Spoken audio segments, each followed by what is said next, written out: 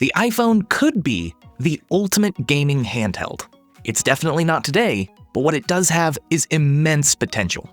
Mobile gaming means a lot of things. Candy Crush might come to mind, a simple game designed specifically for mobile phones. Maybe GTA San Andreas, an older console game adapted for phones. But things are changing, especially on the iPhone. Resident Evil 4 and 7, Assassin's Creed Mirage and Shadows, Call of Duty Warzone, Death Stranding. Death Stranding is a mobile game now. That's the side of the spectrum I want to talk about today. Mobile gaming on the iPhone could be amazing. The hardware, incredible. The games, surprisingly solid, but the actual experience doesn't come together. And the worst part? Apple could fix it so easily. They're clearly trying. I'm not trying to manifest something that Apple has no interest in. They're actively proving that the iPhone can be an exceptional gaming handheld. Apple needs to go further. If they don't act quickly, customers, and more importantly, developers, will lose interest and their progress will be for nothing. Today, I want to talk about what they need to do in order to fix it and why they have the potential to offer the best gaming handheld on the market. Welcome to Zesty as Tech, by the way. This video is more for your ears than your eyes, so feel free to throw me into another tab right after you hit subscribe. Let's start with what Apple is doing right, the hardware of the iPhone itself, because that's where they're crushing it. The A17 Pro chip in the latest iPhones is a beast. Apple even threw in hardware-accelerated ray tracing on a phone. Power is definitely not the problem. If you ever wonder why something like COD Mobile doesn't look console quality on a newer iPhone, it's generally because they wanted to make sure it would run on as many older generations as possible. Generally, we don't get to see what new iPhones are really capable of graphically. Aside from raw power, the screen that you're actually playing the games on is amazing. You get ProMotion for 120Hz refresh rate that makes everything feel smooth and responsive. The OLED screens are stunning, generally the best of the best aside from maybe Samsung. And for a lot of this, it feels like, duh, it better be more powerful, it better have an awesome screen considering how much they charge for it. In that regard, the price is a major consideration. Give or take $1,000 to play a bunch of mobile junk and a few select AAA games? Doesn't make no sense. The difference, of course, is that it does all of the other things that you already bought it for. The best gaming machine could be the one that you already have in your pocket. Should you spend $1,000 for a gaming handheld? Probably not. But if you're already planning to get a new phone regardless, Apple is dropping the ball on what could be an amazing value addition to their platform. Which brings me to the bad. I think the first place to start is with the Backbone controller and its accompanying app, because it fills two major gaps in Apple's platform. If you haven't heard of it, the Backbone is a third-party gaming controller designed specifically for mobile devices like the iPhone. And there are lots of third-party controllers out there, but what stood out to me about the Backbone is its app. The Backbone app acts as a dedicated gaming hub. It organizes your installed games, provides quick access to cloud gaming services like Xbox Cloud Gaming, PlayStation Remote Play, and Steam Link, and even supports social features like friends, voice chat, all that kind of stuff. The app effectively creates a cohesive gaming ecosystem on the iPhone, something that Apple's Game Center has failed to deliver, making the Backbone not just a controller, but a complete solution for serious mobile gaming. So why should a third party need to do this? Lots of third parties have stepped in, provided a controller that Apple should have provided themselves. Apple says, here's Death Stranding.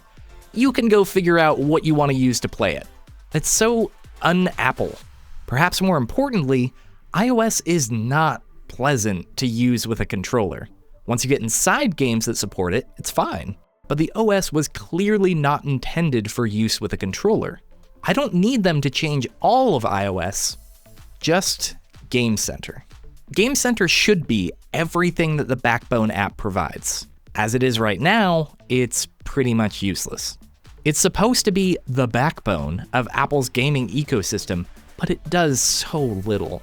It should be like Xbox Live or PlayStation Network. Those platforms give you a unified game library, a friends list that's easy to manage, messaging, matchmaking, and even built-in social feeds.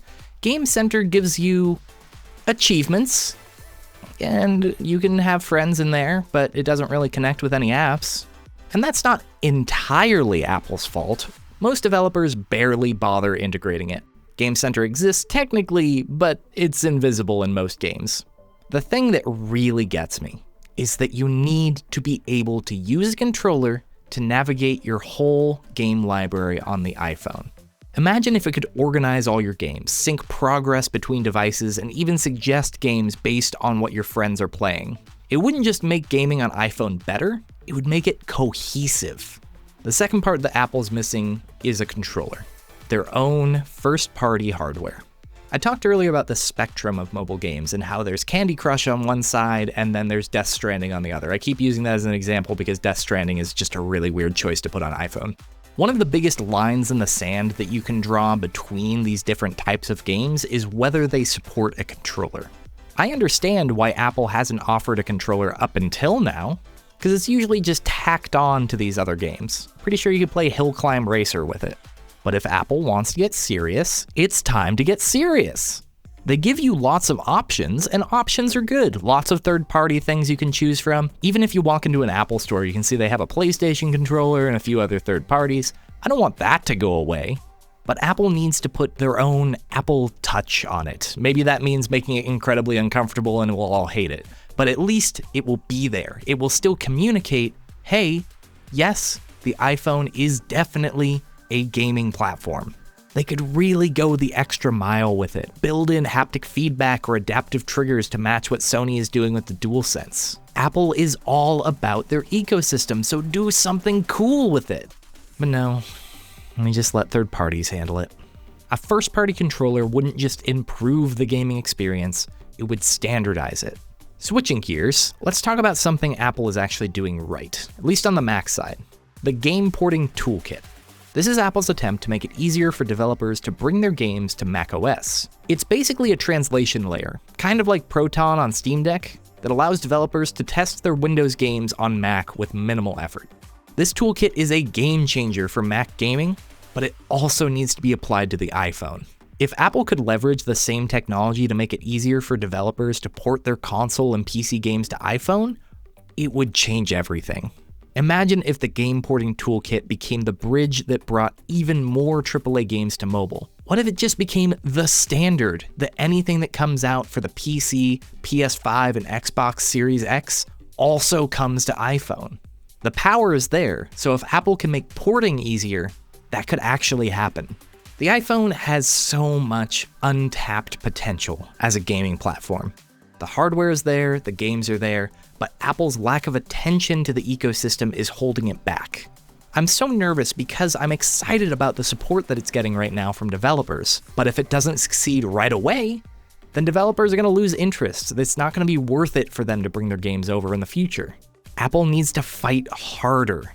With a little effort, a better game center, a first-party controller, and more support for AAA game ports, Apple could dominate not only mobile gaming, but the entire gaming landscape as a whole could go through a major shift.